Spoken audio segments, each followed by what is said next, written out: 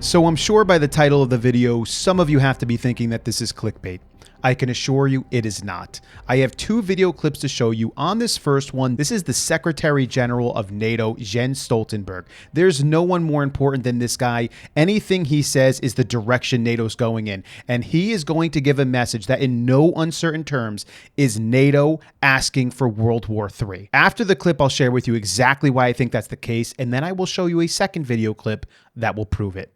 Check it out. And we are deepening our political ties through the NATO Ukraine Council, where we consult and make decisions together. Ukraine will join NATO. It is not a question of if, but of when.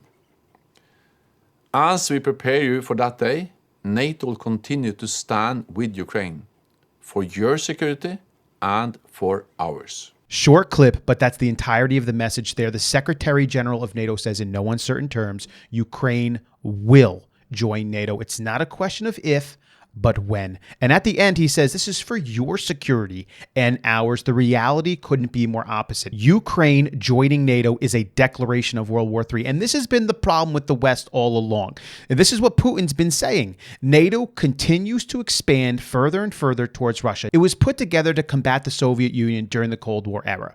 After the Soviet Union fell and it became Russia, there was agreements that NATO would no longer expand further towards its territory. Of course, the West has completely violated that, but by making Ukraine a part of NATO, you're basically giving two middle fingers to Putin in the middle of this conflict, and you are asking for war. This is not for security. This is not going to provide security. This is going to plunge the world into a global conflict. These people are stupid, but actually, I believe they know exactly what they're saying. So let me present to you clip number 2, just so everyone knows that what I am saying here is a fact. Я хочу еще раз все-таки подчеркнуть это. Я говорил, но мне очень бы хотелось, чтобы вы меня услышали все-таки в конце концов. И донесли это до своих читателей, зрителей и пользователей в интернете.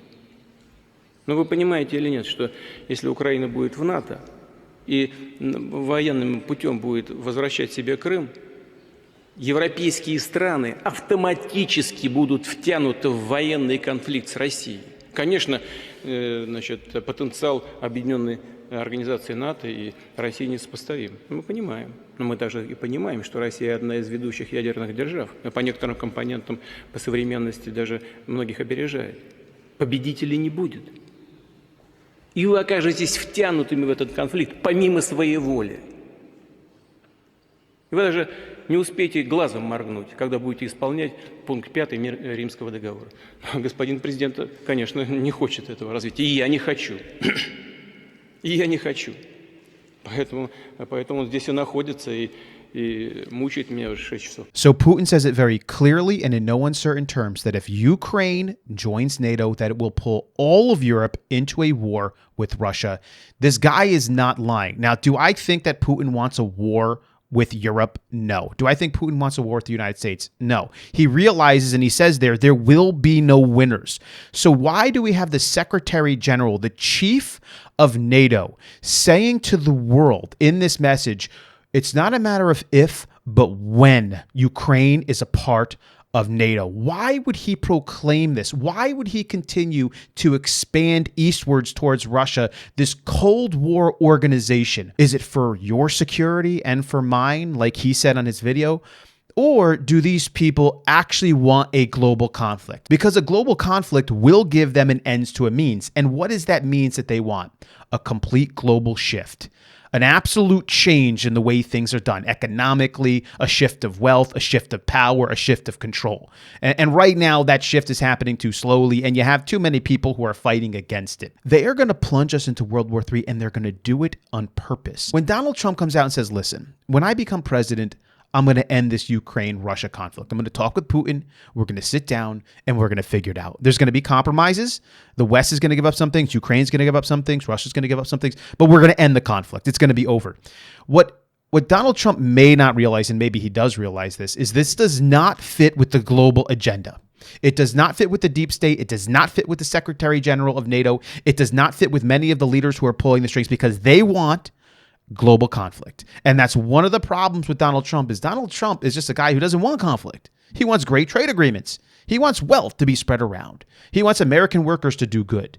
He wants American excellence. He wants energy independence. He wants secure borders. These are common sense, smart things that most Americans and most regular average people get. And it's interesting, the timing of this, because we know Donald Trump is going to win the upcoming election. But it's like they're trying to plunge us into World War III before he can win the election. So that, maybe obviously if they do that, we can have martial law maybe here in the United States of America, and Joe Biden can stay president, or whoever really is in charge, Obama, his handlers, whoever it is.